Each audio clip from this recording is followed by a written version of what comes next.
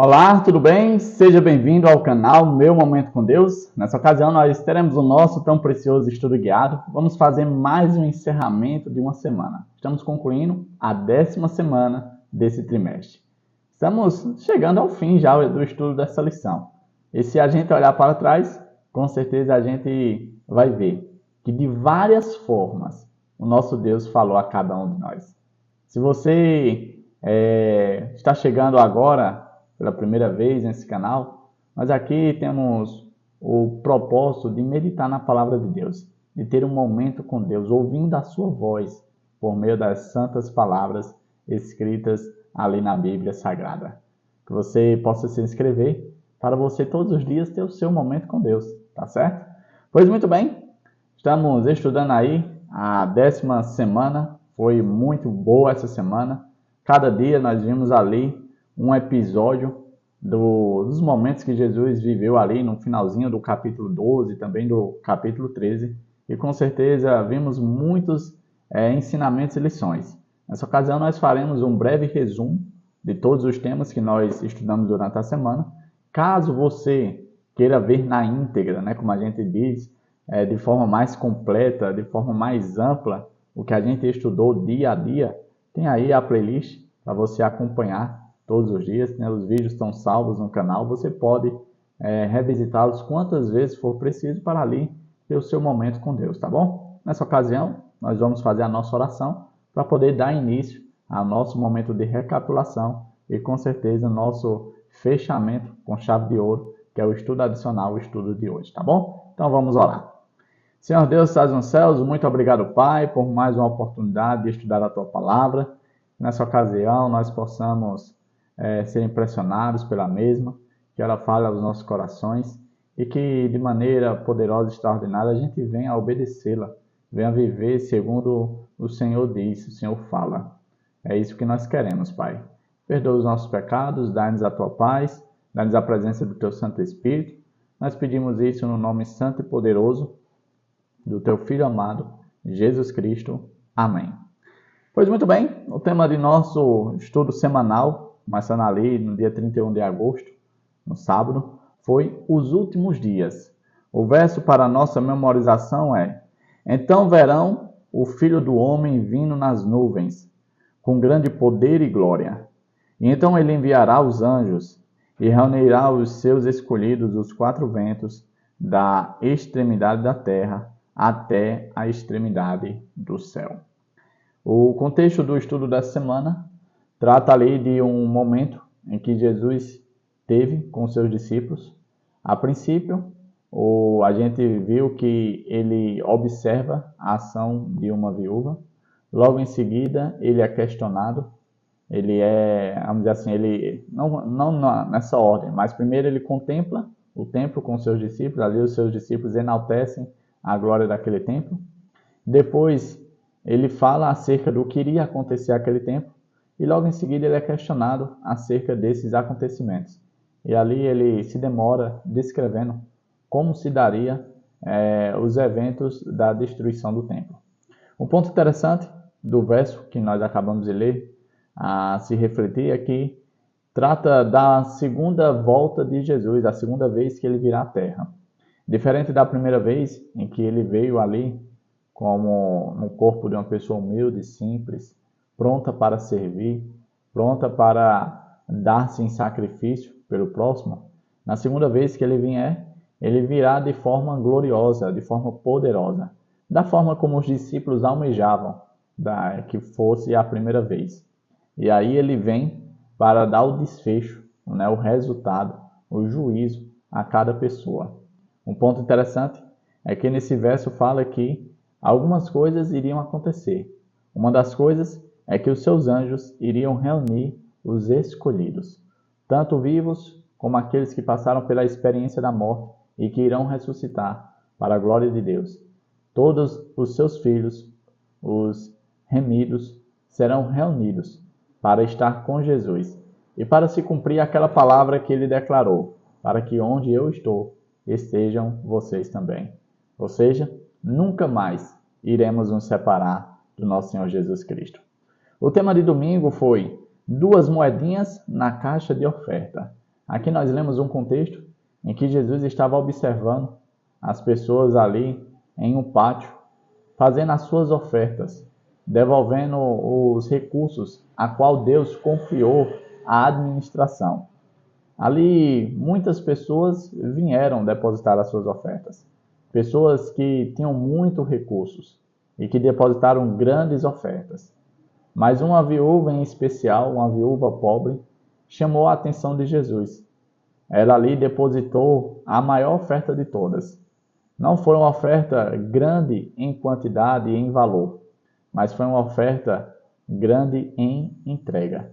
A Bíblia diz que ela depositou ali, num gasofilácio, na caixinha de oferta, 2 moedinhas de pouquíssimo valor.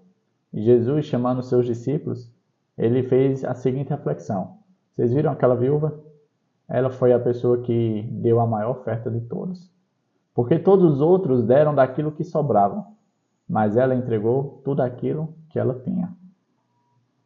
Muitas pessoas se utilizam desse contexto para dizer que nós devemos nos desprender de todos os nossos bens e dar tudo para a igreja. Não é isso que o contexto trata. O contexto trata que eu e você, a despeito da situação que vivemos, a despeito das posses que temos, devemos depender unicamente de Deus. Muitas pessoas têm sido guiadas pelos seus próprios bens e recursos. De tipo, não, eu não posso fazer isso, eu tenho que conquistar isso, eu tenho que ter aquilo, não faz isso, porque... Não. Deus deseja que seus filhos vivam plenamente. Vivam de maneira sábia, vivam de maneira moderada, vivam de maneira simples e humilde. Mas que vivam dependendo de Deus. Aquela viúva, provavelmente, quando chegou em casa, não tinha nem mais nenhum recurso. Porque, como o texto disse, ela entregou tudo. Mas ela tinha o maior tesouro de todos. O tesouro que eu e você devemos ter também, que é Deus na nossa vida. Isso me faz até lembrar da história do jovem rico.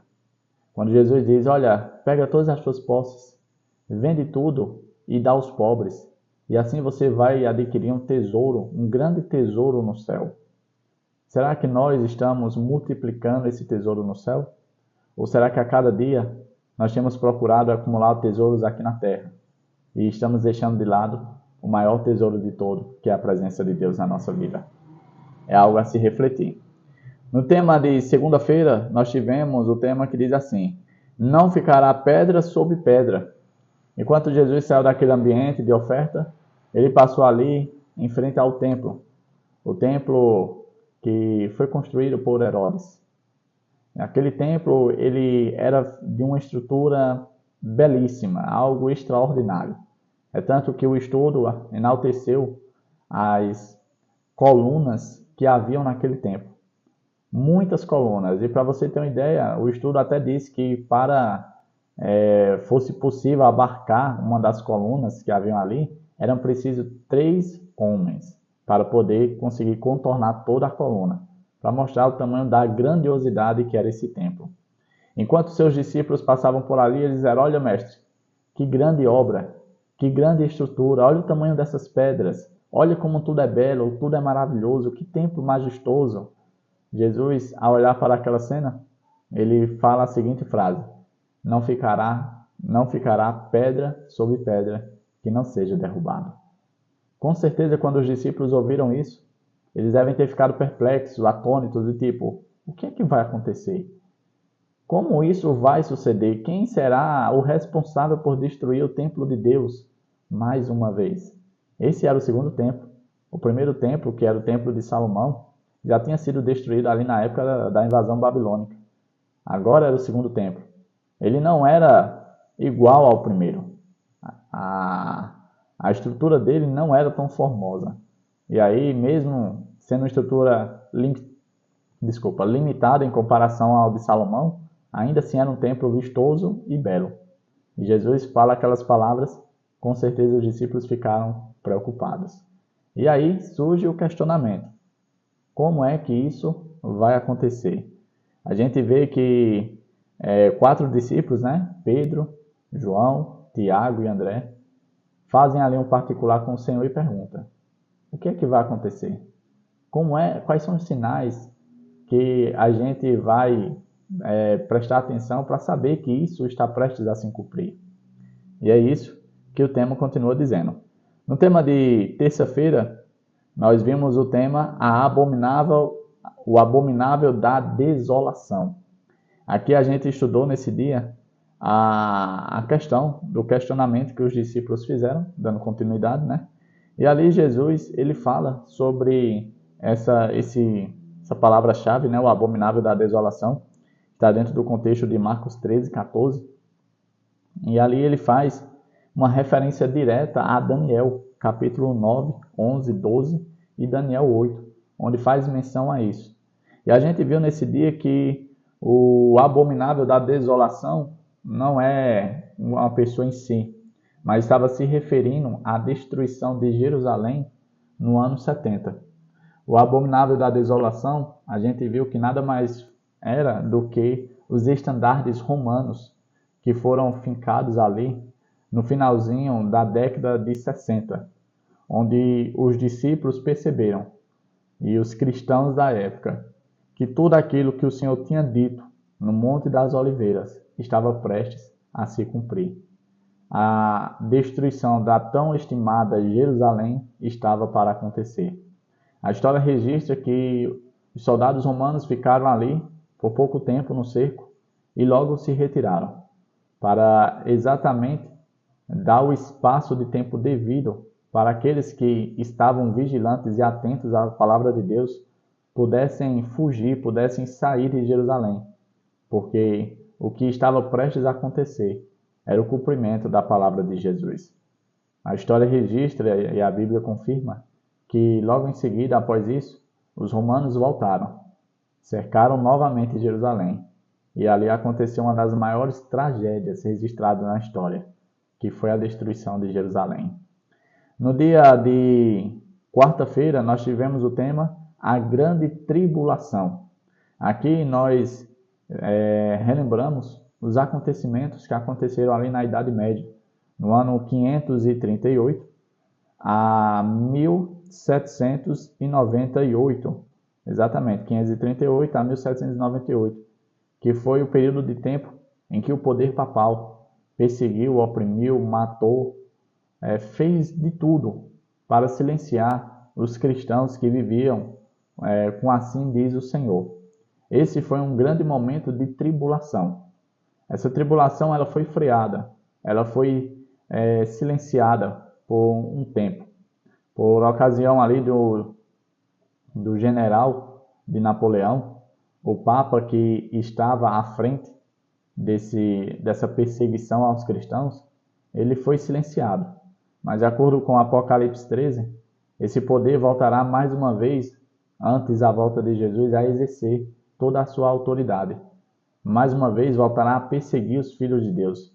Mais uma vez voltará a oprimir aqueles que se posicionam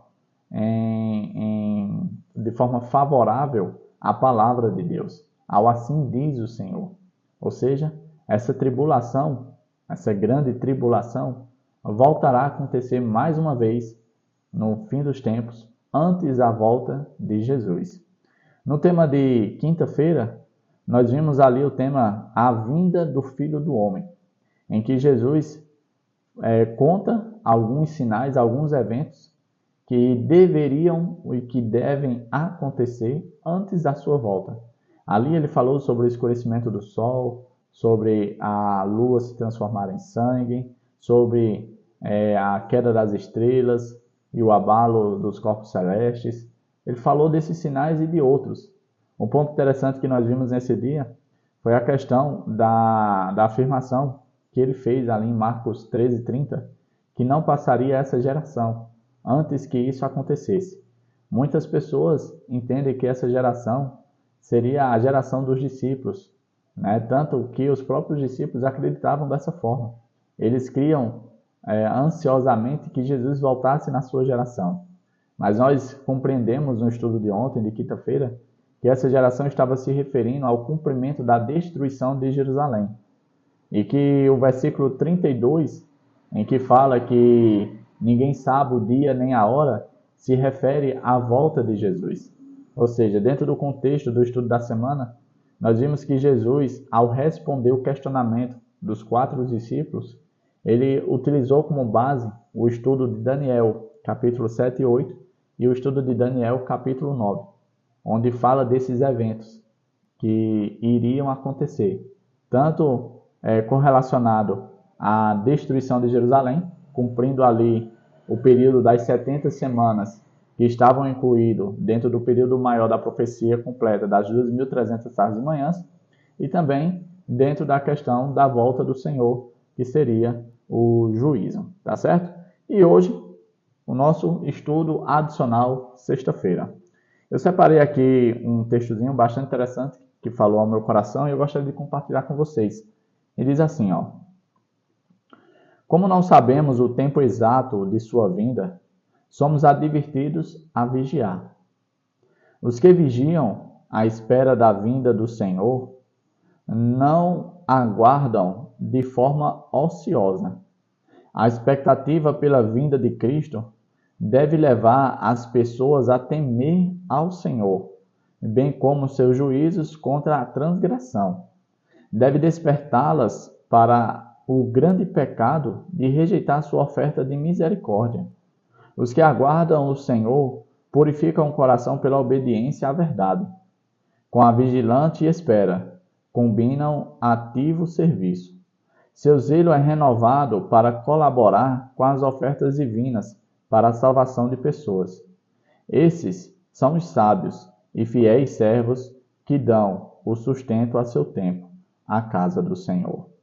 Então, estão declarando a verdade especialmente relevante para esse tempo. Como Enoque, Noé, Abraão e Moisés declararam a verdade para seu tempo. Assim os servos de Cristo hoje darão a advertência especial para esta geração. Em outras palavras, nós encerramos o estudo dessa semana dizendo o seguinte: existem alguns sinais e eventos que estão para acontecer. Nós devemos estar apercebidos, vigilantes, atentos. Nós devemos estar prontos e preparados, como as 5 virgens prudentes. Por quê? Porque quando as coisas começarem a acontecer, não será o momento de se preparar. Nós já deveremos estar preparados. Enquanto nós esperamos, enquanto nós nos preparamos, nós podemos estar de maneira ativa. Como assim, Davi? Devemos estar preparando outros também. Devemos estar difundindo os avisos e os alertas para outras pessoas.